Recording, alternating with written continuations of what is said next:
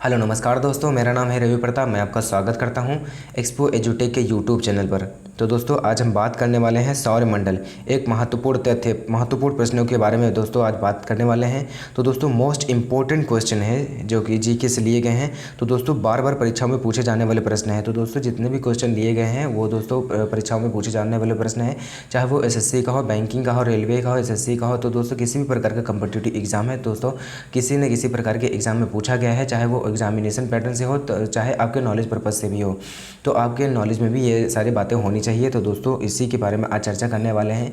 तो दोस्तों अगर आप हमारे चैनल पर पहली बार विजिट किए हैं तो दोस्तों चैनल को जरूर सब्सक्राइब कर लेना, क्योंकि नॉलेज बेस से भी वीडियो आपको इस प्रकार से मिलती रहती हैं। तो दोस्तों आइए वीडियो को शुरू करते हैं और जानते हैं कि वे कौन कौन से प्रश्न हैं। तो दोस्तों अगर प्रश्न नंबर 1 की और बात करें तो सौरमंडल का सबसे बड़ा ग्रह कौन सा है। तो दोस्तों सौरमंडल का जो सबसे बड़ा ग्रह है वह है बृहस्पति ग्रह है। तो दोस्तों सौरमंडल का जो सबसे बड़ा ग्रह है वह बृहस्पति है। तो दोस्तों बढ़ते हैं दूसरे क्वेश्चन की ओर। सौरमंडल का सबसे छोटा ग्रह कौन सा है। तो दोस्तों सौरमंडल का जो सबसे छोटा ग्रह है वह बुध है। तो दोस्तों बढ़ते हैं अगले क्वेश्चन को। प्रश्न नंबर 3 है सौरमंडल का सबसे ठंडा ग्रह कौन सा है। तो दोस्तों सौरमंडल का जो सबसे ठंडा ग्रह है वह वरुण ग्रह है। तो दोस्तों जितने भी क्वेश्चन बता रहे हैं उनको आप नोट करते हुए जाइए, जैसे कि आपको याद करने में आसानी हो। और ये दोस्तों नॉलेज पर्पज़ के लिए भी बहुत ही ज़रूरी है कि अगर कोई आपसे पूछे तो आप इसका आसानी से जवाब दे सकें। तो दोस्तों बढ़ते हैं अगले क्वेश्चन की ओर। अगर सौरमंडल का कौन सा ग्रह लाल ग्रह कहलाता है। तो दोस्तों सौरमंडल का जो लाल ग्रह कहलाता है वह मंगल ग्रह कहलाता है। दोस्तों बढ़ते हैं अगले क्वेश्चन को। अगर प्रश्न नंबर 5 की बात करें, सौरमंडल का सबसे बड़ा उपग्रह कौन सा ग्रह है। तो दोस्तों सौरमंडल का जो सबसे बड़ा उपग्रह है वह गैनीमेड है। तो दोस्तों बढ़ते हैं अगले क्वेश्चन को। अगर प्रश्न नंबर 6 की बात करें, सौरमंडल का सबसे छोटा उपग्रह कौन सा है। तो दोस्तों सौरमंडल का जो सबसे छोटा उपग्रह है वह डिमोस है। दोस्तों बढ़ते हैं अगले क्वेश्चन को। अगर प्रश्न नंबर 7 की बात करें, सौरमंडल के किस ग्रह को नीला ग्रह कहा जाता है। तो दोस्तों ये क्वेश्चन बहुत ही ज़्यादा महत्वपूर्ण है। तो दोस्तों ये बहुत ही बार परीक्षाओं में पूछा भी गया है। तो दोस्तों इसको भी आप नोट करके हुए जाइए कि दोस्तों पृथ्वी को नीला ग्रह कहा जाता है। दोस्तों बढ़ते हैं अगले क्वेश्चन को। अगर प्रश्न नंबर 8 की बात करें, सौरमंडल का कौन सा ग्रह सूर्य का निकटतम ग्रह कहलाता है।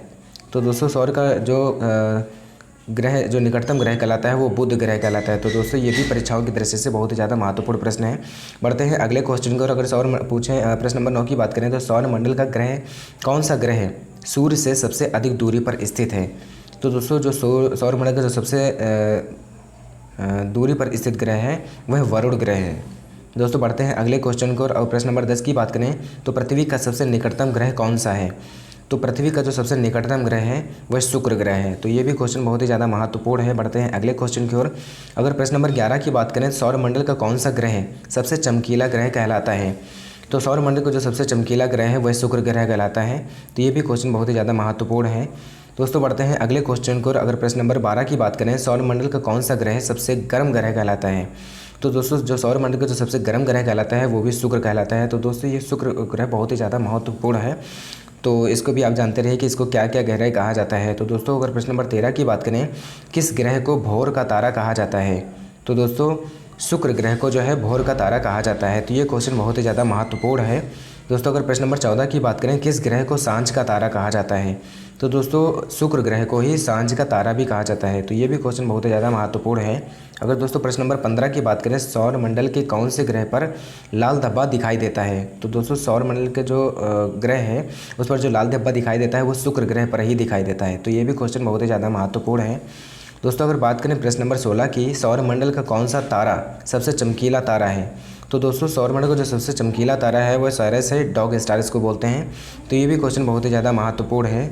दोस्तों अगर प्रश्न नंबर 17 की बात करें, सौरमंडल का कौन सा ग्रह सबसे तेज़ गति से घूर्णन करने वाला ग्रह कहलाता है। तो दोस्तों सौरमंडल का जो सबसे तेज़ गति से घूर्णन करने वाला ग्रह है वो दोस्तों बृहस्पति ग्रह है, जो कि सबसे ज़्यादा घूर्णन करने वाला ग्रह कहलाता है।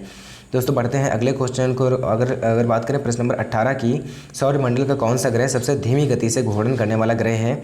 तो दोस्तों सौरमंडल को जो सबसे धीमी गति से घूर्णन करने वाला ग्रह है वह शुक्र ग्रह है। तो दोस्तों बढ़ते हैं अगले क्वेश्चन की ओर। अगर बढ़ते हैं बात करें सौरमंडल का कौन सा ग्रह सबसे तेज़ गति से परिक्रमण करने वाला ग्रह है, तो दोस्तों जो सबसे तेज़ गति से जो परिक्रमण करता है, मतलब चक्कर काटने वाला जो ग्रह है वह बुध ग्रह है, जो कि सौरमंडल का में सबसे जल्दी से अपना परिक्रमण या चक्कर को पूरा कर लेता है। तो दोस्तों अगर बात करें प्रश्न नंबर 20 की, सौरमंडल का कौन सा ग्रह सबसे धीमी गति से परिक्रमण करने वाला ग्रह है, तो दोस्तों सौरमंडल का जो सबसे धीमी गति से परिक्रमण करने वाला ग्रह है वह वरुण ग्रह है। तो ये भी क्वेश्चन बहुत ही ज़्यादा महत्वपूर्ण है। तो दोस्तों जितने भी क्वेश्चन करा रहे हैं अब उनको भी नोट करते हुए जाइए, तो फिर याद करते हुए जाइए। तो ये दोस्तों बहुत ही ज़्यादा महत्वपूर्ण प्रश्न है।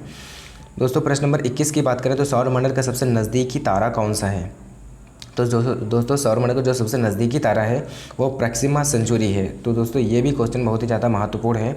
ये भी कभी कभी पूछ लिया जाता है कि नज़दीकी तारा कौन सा है सौरमंडल का, तो ये भी बहुत ही महत्वपूर्ण है। तो दोस्तों बात करते हैं प्रश्न नंबर 22 की, किस उपग्रह को पृथ्वी का उपग्रह कहा जाता है, तो दोस्तों चंद्रमा को जो है पृथ्वी का उपग्रह कहा जाता है। तो ये दोस्तों बहुत ही ज़्यादा महत्वपूर्ण प्रश्न थे जो कि सौरमंडल से रिलेटेड प्रश्न थे। तो दोस्तों मैं उम्मीद करता हूँ ये वीडियो आपको बहुत ही हेल्पफुल लगी होगी, और दोस्तों एग्जामिनेशन पर्पज़ से भी ये बहुत ही ज़्यादा महत्वपूर्ण है। तो दोस्तों अगर आपको ये वीडियो हमारी पसंद आई है तो वीडियो को लाइक, शेयर और कमेंट करके जरूर बताना कि आपको ये वीडियो कैसी लगी, और दोस्तों किस प्रकार की और वीडियो चाहिए इस प्रकार से बताना कि दोस्तों उसी प्रकार से बनाने के प्रयास करेंगे। तो दोस्तों आज के लिए बस इतना ही, मिलते हैं एक ऐसे ही नई नॉलेजेबल वीडियो के साथ में, तब तक के लिए नमस्कार, जय हिंद, जय Bharat, thanks for watching my video.